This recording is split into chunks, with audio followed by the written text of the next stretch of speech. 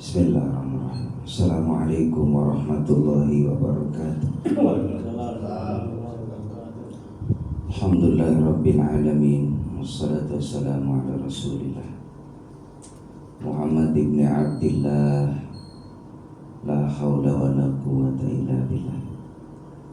Asyhadu an la ilaha illallah al-malikul haqqul mubin. Muhammadur Rasulullah shadiqul wa'dil amin. Allahumma salli wa sallim ala Muhammad wa ala alihi wa sahbihi ajma'in. Qala Allah ta'ala fi kitabihil karim. Bismillahirrahmanirrahim. Ya ayyuhalladzina amanu anfiqu min thayyibati ma kasabtum wa mimma akhrajna lakum minal ardh wa la tayammamul khabitha minhu tunfiqun. Wa qala ta'ala ayatan fi ayatil ukhra lan tanalul birra hatta tunfiqu mimma tuhibbun. Wa qala Nabi sallallahu alaihi wasallam as-shadaqatu daf'ul bala wa tazribur rizqi. Sadaqallah sadaqa Rasulillah sallallahu alaihi wasallam. Ketua dekan yang saya hormati, juga para sakti, para orang tua yang saya muliakan, alhamdulillah, tentunya kita selalu bersyukur kepada Allah, karena dengan rahmatnya lah kita bisa beribadah kepada Allah Subhanahu wa ta'ala, baik itu ibadah yang fardu ataupun yang sunnah. Juga kita bisa senantiasa bermuamalah yang kaitannya hablum minan nas, yang semoga semua ini adalah dalam rangka menyempurnakan amal ibadah kita kepada Allah Subhanahu wa ta'ala. Salawat dan salam semoga terlimpah curahkan keharibaan Nabi kita Muhammad sallallahu alaihi wasallam, yang kita harapkan syafaatnya dari saat ini sampai nanti kita menghadap Allah Subhanahu wa ta'ala, jika kita membawa bekal yang baik di hadapan Allah, yakni bawa iman, bawa Islam, bawa ihsan, sehingga layak kita nanti Allah kumpulkan di akhirat dengan orang-orang yang diridhoi oleh Allah Subhanahu wa ta'ala. Jemaah yang dimuliakan oleh Allah Subhanahu wa ta'ala, bahwa yang namanya amal soleh itu adalah buah dari keimanan. Jadi seorang yang punya iman, maka dia akan mampu melakukan amal soleh. Amal itu perbuatan soleh itu baik. Jadi dasarnya adalah iman. Maka kata iman ini biasa disanding dengan amilus sholihat, ya, atau pengertian lain adalah bahasa umumnya iman dan takwa. Jadi takwa itu adalah amal soleh. Maka iman dan takwa ini adalah satu paket yang tidak bisa dipisah. Maka iman artinya percaya, bahwa takwa juga maknanya adalah menjaga diri. Jadi takwa itu maknanya menjaga diri. Arti lain juga takwa adalah kepatuhan secara totalitas, ketaatan kepada Allah, kepada Nabi Muhammad SAW. Juga takwa itu maknanya memelihara apa yang menjadi perintah, diamalkan, dijalankan. Apa yang dilarang kita jauhkan sejauh-jauhnya. Makna takwa juga adalah al-hub, rasa cinta. Jadi cinta kita ini kepada Allah, kepada Nabi Muhammad harus melebihi daripada makhluk, agar takwa kita ini sempurna di mata Allah. Begitupun makna takwa adalah ar-roja, berharap hidup ini hanya kepada Allah. Kita berharap rahmatnya, berharap ampunannya, berharap kemuliaan darinya, berharap keselamatan dunia dan akhirat, berharap diampuni dosanya, berharap kita nanti kalau sudah meninggal dunia husnul khatimah, berharap kita nanti dalam kubur memperoleh raudhah min riyadil jinan, berharap di padang mahsyar diamankan sama Allah, berharap nanti di sirat dimudahkan, jalannya dipermudah. Dalam satu riwayat itu, orang-orang yang hadir di dalam hatinya niat untuk thalabul ilmi, nanti fadilahnya, keutamaannya kelak nanti di sirat itu Allah permudah jalannya untuk bisa melangkah dengan cepat dan bisa masuk dalam surganya Allah. Makanya hadisnya, man salaka thariqan yaltamisu bihi ilman sahalallahu bihi thariqan ila jannah. Barang siapa yang menuju jalan untuk mencari ilmu, maka Allah akan mudahkan dia untuk menuju surga. Ya surga dunia, surga akhirat. Bahkan kata ulama, kalau kita pengen dapat berkah hidup ini, di antaranya haruslah kita ada haus untuk thalabul ilmi. Ternyata kalau kita merasa diri kita ini bodoh, Masya Allah, ya, merasa diri kita ini butuh ilmu, semakin kita gali ilmu Allah, semakin kita tahu kelemahan kita. Makanya betul ada pepatah, di atas langit ada langit, itu betul.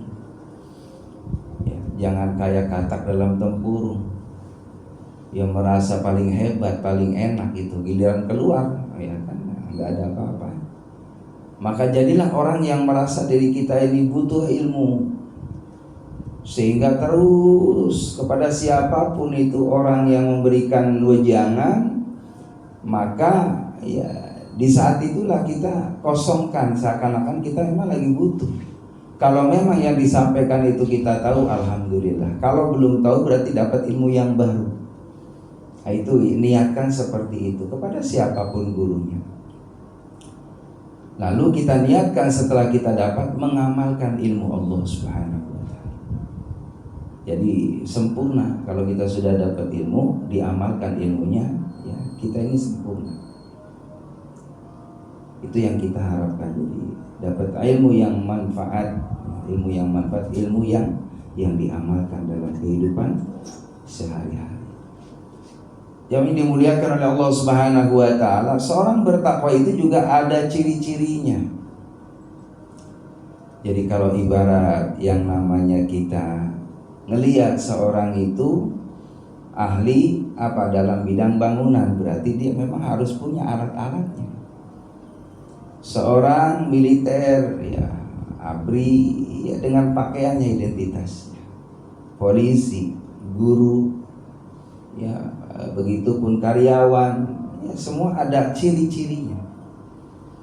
Maka orang yang bertakwa juga, jemaah rahimakumullah, mudah-mudahan kita ada di dalam ciri orang yang bertakwa tersebut. Jangan sampai kita ngaku orang takwa tapi bertentangan dengan ciri-cirinya. Yang pertama, ciri orang yang bertakwa adalah menjaga diri dari perbuatan dosa.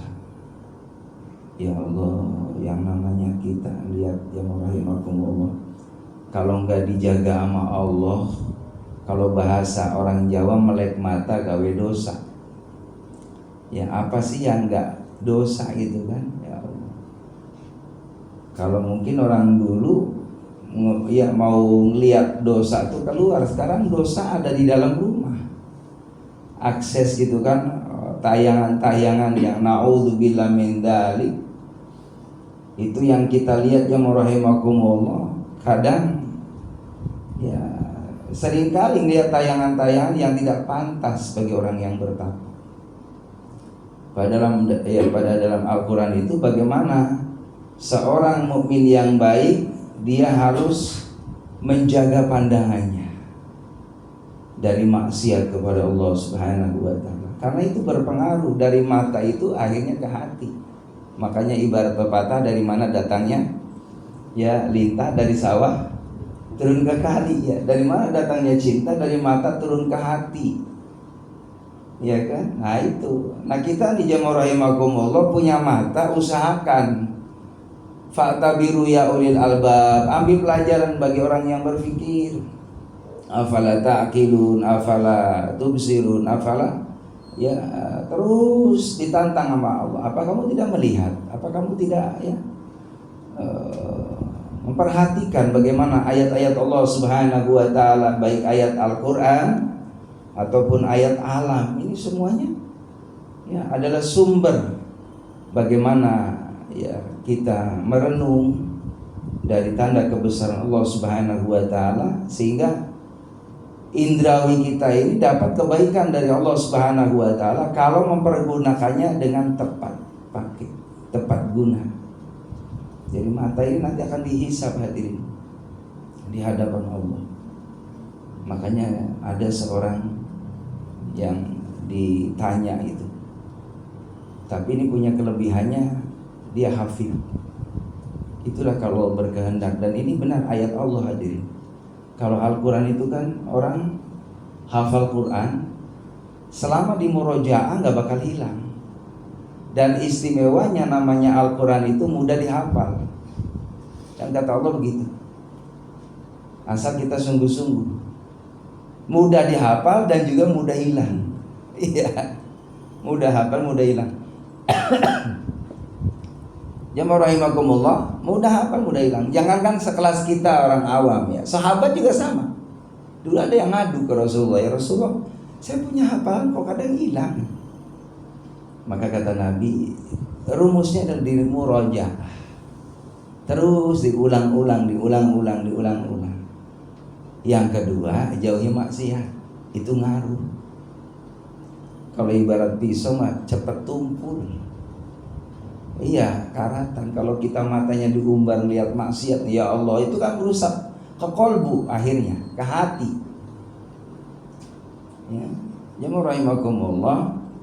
Maka sahabat juga ada yang kadang hafalannya sok lupa, hilang. Nah, maka kata Rasul, dimurojaah, lalu jauhi dari maksiat. Jadi ciri orang yang bertakwa, dia menjaga pandangannya, ya, begitupun menjaga dari berbuat dosa apa saja itu, ya, lisannya dijaga, jangan suka ghibah, apalagi memfitnah, ya Allah, ya, apalagi dia ya mengadu domba satu dengan yang lainnya. Ini jauh banget dari nilai-nilai ketakwaan kita kepada Allah Subhanahu wa taala. Pendengaran kita, kolbu kita juga sama, terus dijaga. Kadang secara zahir bagus gitu, tapi batinnya Masya Allah, ya ada suudon ke orang. Ini juga merupakan penyakit yang kategorinya adalah dosa. Maka orang yang bertakwa jangan ada sifat suudon, berburuk sangka ke orang lain sebelum ada bukti. Kalau toh ada, ya tabayun, kita cari klarifikasi, jangan sampai ada mujadalah di sana. Cari maslahatnya. Itu yang dianjurkan oleh Allah Subhanahu wa taala. Ya rahimakumullah. Lalu berikutnya adalah melaksanakan perintah Allah Subhanahu wa taala, baik itu yang wajib ataupun yang sunnahnya. Orang yang bertakwa itu sami'na wa ta'na. Salatnya dijaga dengan baik. Begitupun di saum di bulan Ramadan, syukur-syukur alhamdulillah yang memang suka saum sunnah, ya lakukan saum sunnah. Ada keterangan begitu. Jadi kalau kita pengen jadi orang yang istimewa, lakukan amalan yang orang lain memang berat melakukan amalan itu. Kayak sholat tahajud, berat orang untuk melakukannya, tapi kita bisa. Ini orang istimewa. Mendawamkan baca Quran itu berat, tapi kalau kita bisa berarti kita istimewa, karena melakukan sesuatu yang orang lain tidak mampu melakukan itu. Mendawamkan zikir, istighfar, sholawat, kalimat ya tahlil, terus membiasakan. Yang orang lain tidak mampu, kita mampu. Ya, jamaah rahimakumullah. Jadi melaksanakan perintah Allah yang fardu ataupun yang sunnahnya, kita jalankan sebaik-baiknya. Itulah nilai ketakwaan, ya, ciri seorang yang bertakwa kepada Allah Subhanahu wa taala. Juga menjauhkan apa yang dilarang oleh Allah Subhanahu wa taala. Apa-apa saja yang dilarang oleh Allah, kita jauhkan sejauh-jauhnya, jangan pernah dilanggar. Sebab kalau dilanggar itu ada sanksi dunia akhirat. Ada hukum agama ataupun ada hukum secara pidana. Kita berlindung kepada Allah. Bagi Allah Pak, gampang untuk menghinakan seseorang juga. Allah mau memuliakan hambanya itu mudah bagi Allah. Tu'izzu man tasya wa tudhillu man tasya biyadikal khair. Na'udzubillah min dzalik. Ambil pelajaran dari apa yang kita lihat, yang kita dengar. Ya sebenarnya dalam Al-Qur'an ataupun dalam sejarah orang-orang soleh, kisah soleh ini tuh bagaimana kibar seso, seorang ulama yang punya santri banyak, ternyata naudzubillah min dzalik gitu kan, dia wafat dalam keadaan su'ul khatimah karena memang dirayu oleh perempuan. Memang hati-hati dengan perempuan. Makanya dalam hadis Nabi, perhiasan dunia itu adalah wanita. Perhiasan dunia ini wanita. Sebaik-baik wanita adalah wanita yang soleha. Itu perhiasan dunia. Buat apa kita bagus rumahnya, kendaraannya mewah, uang banyak, tapi kalau kita punya istri yang tidak soleha, belum dapat perhiasan. Jamaah yang dimuliakan oleh Allah SWT. Makanya dibalik wanita merupakan perhiasan dunia, tapi juga hati-hati, ujian di situ. Nabi udah ngingetin, harta tahta wanita. Banyak orang yang menggadaikan keimanannya karena harta. Alhamdulillah, sampai pindah agama. Ini ada kisah nyata. Jadi ada seorang anak dibesarkan oleh muslim, kedua orang tua muslim. Dari kecil Pak, dari TK sampai rumah tangga. Ketika dia berpisah dengan orang tuanya yang membesarkan tadi, kembali murtad. Naudzubillah. Dan dia bangga memakai kalung salib. Bahkan anak-anaknya diajak. Ini kisah nyata Pak. Kisah nyata. Saya Masya Allah istighfar, mohon ampun, ya Allah kasih hidayah tuh orang. Segitu dulu dia muslim. Bayangin dari TK, SD, SMP, SMA, perguruan tinggi, berarti kan udah puluhan tahun muslim. Tapi kalau Allah berkehendak mau mengambil imannya, bagi Allah gampang. Bagi Allah gampang. Tadi tu'izzu man tasya wa tudhillu man tasya. Ternyata sekelas wali Imam Barseso aja karena perempuan. Digodalah itu oleh perempuannya, jamaah rahimakumullah, Muhammad naudzubillah min dzalik. Di saat itulah lemah imannya, lalu Ki Barseso itu disuruh untuk minum khamar.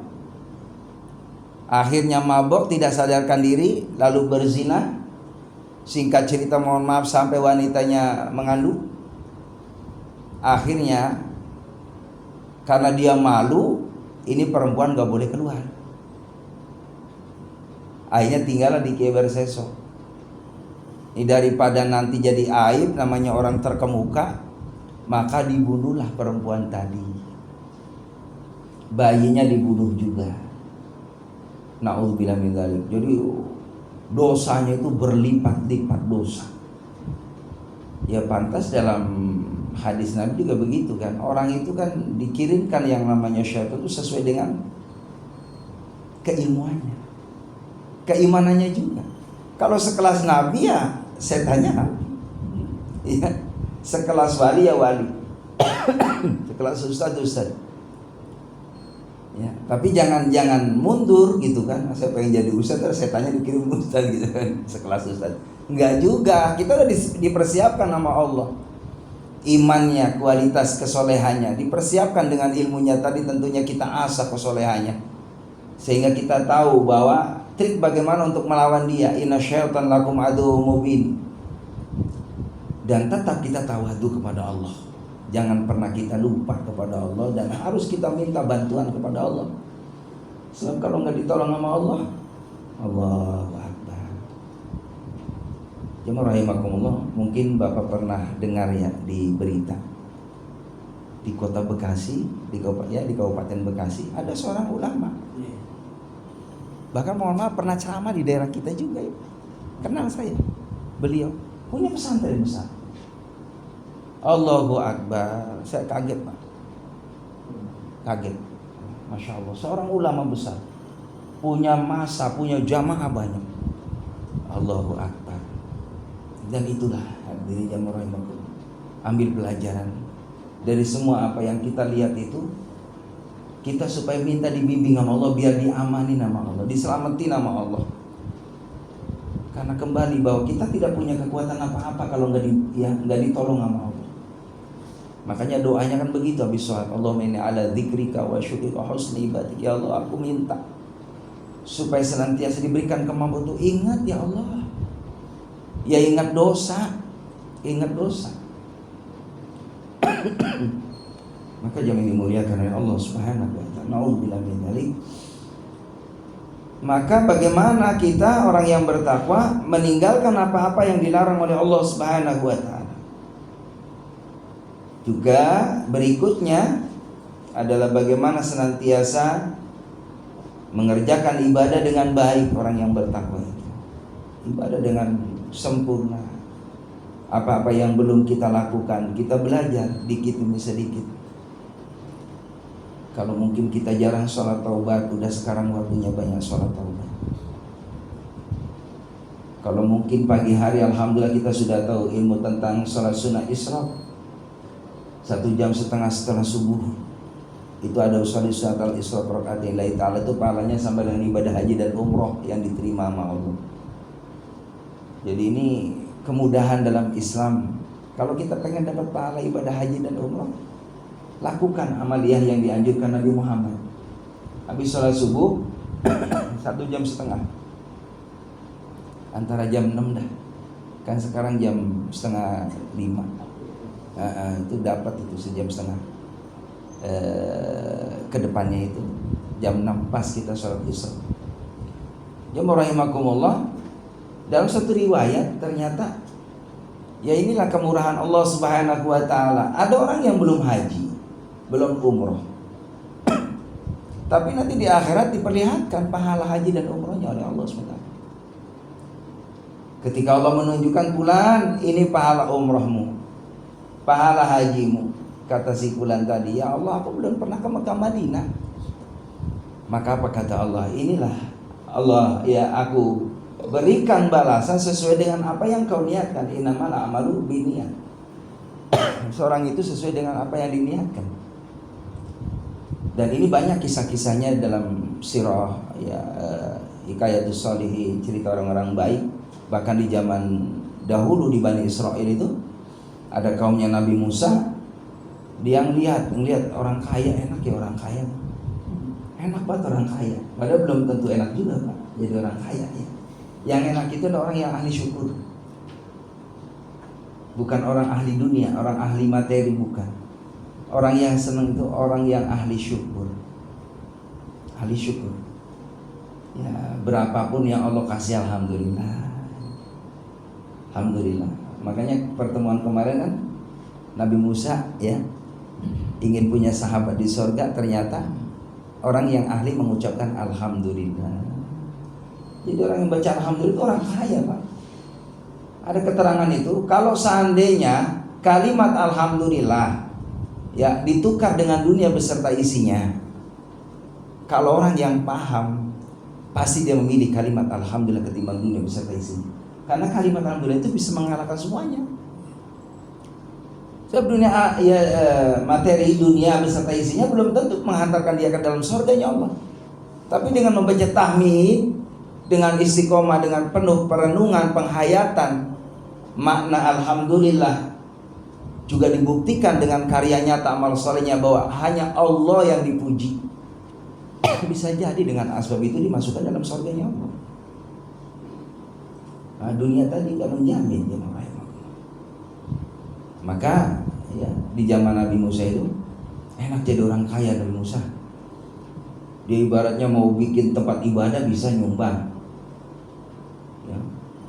Mau bantu fakir miskin anak yatim dipanggil ke rumah ngasih makan ibaratnya sehari 100 orang mampu dia. Mau berangkat haji juga bisa, punya duit. Nah saya nggak punya apa-apa. Dia iri sama orang kaya yang dermawan Pak. Nah kita kalau jadi orang yang kaya jadi orang yang dermawan.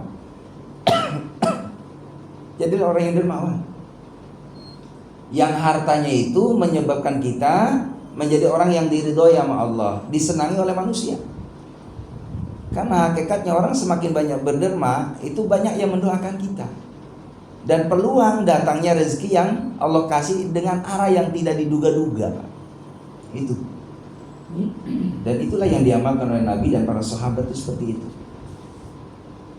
Maka akhirnya orang tadi melihat kalau pagi dia bagi-bagi sama orang fakir miskin itu kan, orang kaya. Dalam hatinya dia, kalau saya jadi orang kaya, kalau saya seandainya punya beras sebesar gunung yang saya lihat itu, di depannya kebetulan ada gunung, maka saya akan ambil itu, ya beras ataupun gandum, saya karungin itu. Saya setiap hari akan mengunjungi rumah-rumah fakir miskin, saya kasihkan agar mereka tidak kesulitan dalam hidupnya. Saya bantu mereka. Maka Allah Subhanahu wa taala habarkan melalui wahyunya kepada Nabi Musa alaihissalam, ya Musa, sampaikan kepada kaummu apa yang diniatkan, Allah simpankan pahalanya di akhirat. Jadi kata Nabi Musa, ya, wahai kaumku, aku telah mendapatkan kabar dari Allah bahwa engkau memperoleh pahala yang sempurna di hadapan Allah atas niatmu.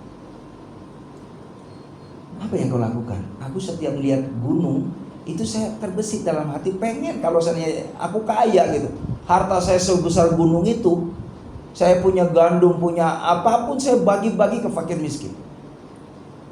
Dan itu balasan dari Allah. Jawabannya, engkau telah disempurnakan pahalanya sesuai dengan apa yang diniatkan. Pokoknya terus niat baik aja, Pak. Di dunia niat baik itu dapat pahala. Kalau niat buruk, jamaah rahimahullah, sebelum dilakukan tidak ditulis. Itu adilnya Allah. Yang dimuliakan oleh Allah Subhanahu wa taala, bahwa bagaimana kita orang yang bertakwa senantiasa mau menjauhkan apa yang dilarang oleh Allah Subhanahu. Dan ternyata juga di sini ciri orang yang bertakwa bagaimana suka memaafkan kesalahan orang. Ya Allah. Ini kalimat ini kan mudah diucapkan, berat diamalkan.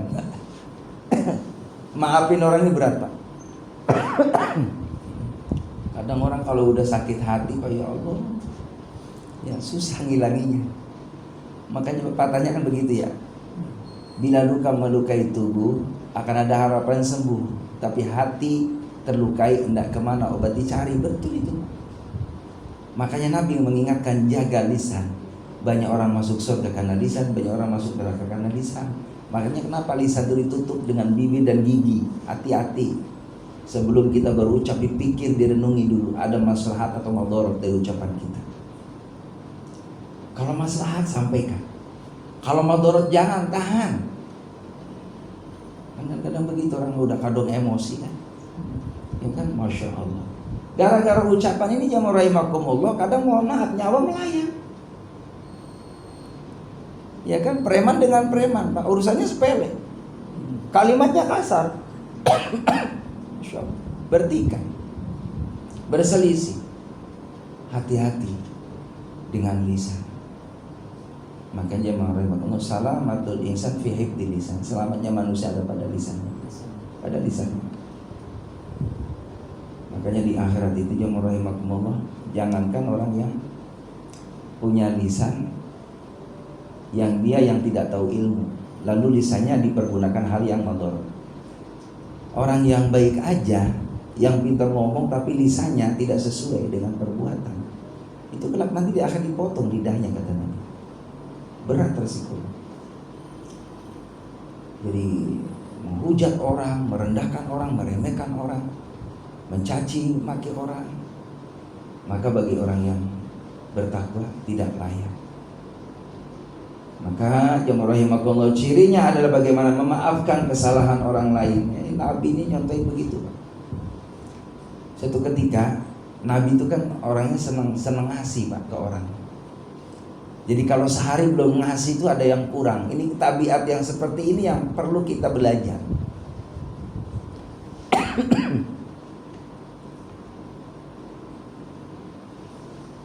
Suatu ketika Nabi dengan sahabat jalan.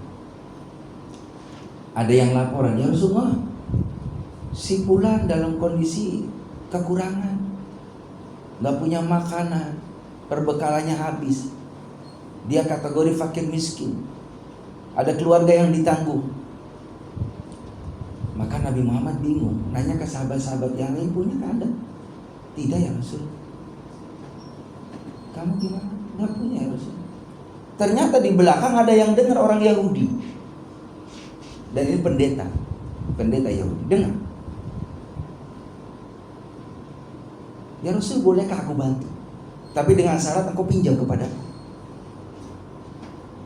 Pinjam kepadaku. Dan nanti sudah waktunya engkau harus membayar hutangmu kepadaku. Kata Rasul, tidak tega Pak. Coba dibela-belain ngutang untuk orang yang dalam kondisi susah. Karena memang Nabi posisinya kan umarah, pemimpin. Ya ulama ya pemimpin. Berat tanggung jawabnya nanti di akhirat. Kalau ada masyarakatnya yang kelaparan, akan ditanya di hadapan Allah SWT. Kullukum ra'in wa kullukum mas'ulun an ra'iyati. Maka jamaah rahimakumullah, ya udah sini aku pinjam. Dipinjemin jamaah rahimakumullah sama orang Yahudi, pendeta Yahudi tadi. Lalu Nabi pun bergegas secepatnya menghampiri orang tadi, sahabat tadi yang dalam kondisi butuh makan untuk orang yang ditanggungnya. Akhirnya singkatnya waktu, berjalannya waktu, ya waktunya ditagih. Maka jemaah rahimakumullah, udah begitu memang lagi banyak orang Pak, kayak sengaja ini orang lagi ngetes gitu, di pendeta ini. Ya Muhammad, mana janjimu hari ini untuk membayar hutangmu kepadaku? Belum punya Pak Nabi, belum punya. Maka jemaah rahimakumullah, kebetulan atas izin Allah ada sahabat, yaitulah pentingnya inamal mu'minuna ikhwatu itu di situ. Sungguhnya orang yang beriman itu saudara, saling sepenanggungan gitu. Maka boleh ya Rasul, saya menutupi. Maka jangan dimuliakan oleh Allah SWT. Pada saat itu jemaah rahimakumullah, Nabi Muhammad karena kondisinya nggak mampu saat itu, sampai dalam satu riwayat itu ditarik bajunya. Mana bayar hutangnya? Nabi nggak marah. Padahal di situ banyak sahabat yang mengelilingi Rasulullah. Kalau mungkin pakai nafsu habis ini, tapi Nabi nggak marah. Akhirnya diselesaikan baik. Tunggu dulu, nanti saya bayar. Ada sahabat akhirnya melunaskan. Jemaah rahimakumullah. Dan Nabi yang mengantarkan. Setelah dikasihkan uangnya tadi ke Rasulullah, ini saya bayar hutangnya, saya udah lunas ya. Apa yang dikatakan oleh pendeta Yahudi? Ya Muhammad, dari awal aku meneliti, terus mengamati dari sikapmu, dari aku mencoba gitu kan, dengan kekerasan kamu tidak marah. Ketika dengar ada kaumnya, tetangganya, sahabatnya yang kesulitan, engkau peka untuk menolongnya. Aku baca dalam kitab Taurat, ini ciri seorang nabi ada pada engkau ya Muhammad. Saat ini saksikan aku masuk Islam di hadapanmu. Masuk Islam dengan keteladanan yang luar biasa yang dimiliki oleh baginda Nabi kita Muhammad Sallallahu Alaihi Wasallam. Jadi Nabi suka bantu, dan ya itulah akhlak itu luar biasa. Masuk Islam, ya ini dikembalikan lagi tuh uangnya. Emang orang kaya gitu kan, udah ya Rasul, saya ikhlas, saya gitu. Kembalikan ke sahabat tadi. Akhirnya nggak punya utang. Jadi kebijaksanaan Nabi Muhammad luar biasa. Jadi jiwa pemaaf itu ada pada diri Nabi Muhammad. Hadirin jamaah yang dimuliakan oleh Allah Subhanahu wa taala. Lalu berikutnya adalah mendermakan hartanya di jalan kebaikan, di jalan yang diridhoi oleh Allah Subhanahu wa taala. Ini kaitannya dengan ayat tadi yang disampaikan pada mukadimah surah Al-Imran ayat 92. Lan tanalul birra hatta tunfiqu mimma tuhibbun. Tidaklah kamu mencapai tingkatan bakti yang sempurna sehingga kamu mendermakan dari yang kamu sukai. Jadi apa yang kita sodakokan, infakkan, apapun bentuk untuk fisabilillah, ya itu harus harta yang masih kita demenin. Iya, yang kita sukain. Cuman kan orang kan rata-ratanya kan begitu ya, sisa Pak, ngasih orang kan sisa gitu kan. Iya, kalau iya ini iya, lebihnya gitu ya. Yang masih bagus jangan. Iya, yang masih bagus jangan. Padahal dalam Al-Quran jelas lang tanalul birra hatta tunfiqu mimma tuhibbun. Apa yang kau masih sukai. Jadi kalau kita mau sedekah hari Jumat, uang kita nih banyak di dompet, ada ratusan ribu sampai 10, 20 ratusan, ada 50, ada 20 gitu kan. Ada 10, ada 5.000. Jangan yang 5.000. Bisa nggak yang 100? Satu dari yang 20 tadi. Berat Pak. Kecuali orang yang dipilih oleh Allah Subhanahu wa taala. Allahu Akbar, ya Allah. Padahal nggak berkurang. Dari harta yang kita tasarufkan di jalan Allah Subhanahu wa taala ini nggak bakal berkurang Pak. Pasti diganti sama Allah Subhanahu wa taala dengan rezeki yang berlipat ganda. Nah, ini cerita ada sahabat namanya sahabat Tolha, ini di kota Madinah. Sahabat Tolha ini terkenal Pak, punya kebun korma luas kaya raya. Dan Nabi itu paling suka kalau masuk ke kebun kurmanya Tolha ini ada sumur mata air yang jernih. Nabi sering meminum air yang disiapkan oleh sahabat Tolha di kebunnya. Itu selalu mampir dan selalu Nabi mesti nggak kelewat minum di situ. Ketika turun wahyu ini jamaah rahimakumullah, kan dibacakan kepada sahabat Nabi. Nabi pasti bacain ayat ini. Terketuklah Tolha, sahabat Tolha ini. Maka ya Rasul, saat ini kebun yang aku sukai, yang menghasilkan banyak setiap panen kurma, akan aku sedekahkan untukmu demi Islam. Enggak usah saya jual hasilnya, enggak perlu. Manfaatin semua buat sahabat sekenyangnya hasil panen kurmanya. Nabi kembali bijak lagi Pak.